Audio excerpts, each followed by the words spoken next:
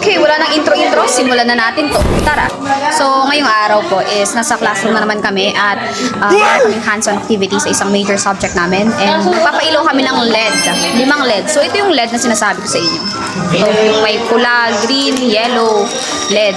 Gagamitan namin to ng resistors, breadboard, mga wirings, siyempre para makakonect tayo sa Arduino. Ang Arduino natin ay itong Arduino, tapos para mai-connect naman natin siya sa laptop, gagamitin natin yung USB cable. Tapos para mapailaw naman yung mga LED, isi-code natin sa laptop using Arduino Sketch para mapailaw natin yung mga LED. So, mamaya, susubukan natin kung mapapailaw ba natin ang LED natin. Yung ano niya dito, yung problema na daw.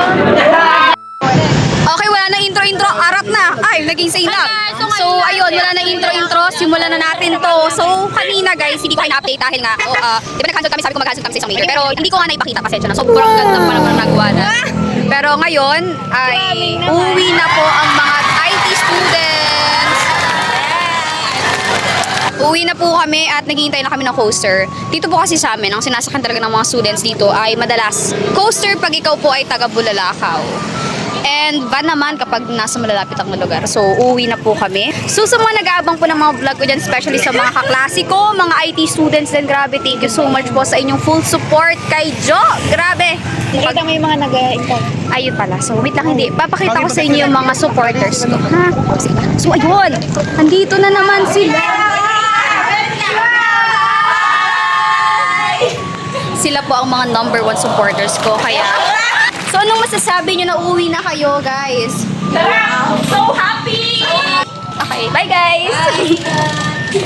So yun guys, uuwi na ulit kami. Uwi na ulit? I mean, babalik na tayo dito. Ang dami naghihintay. Okay tayo.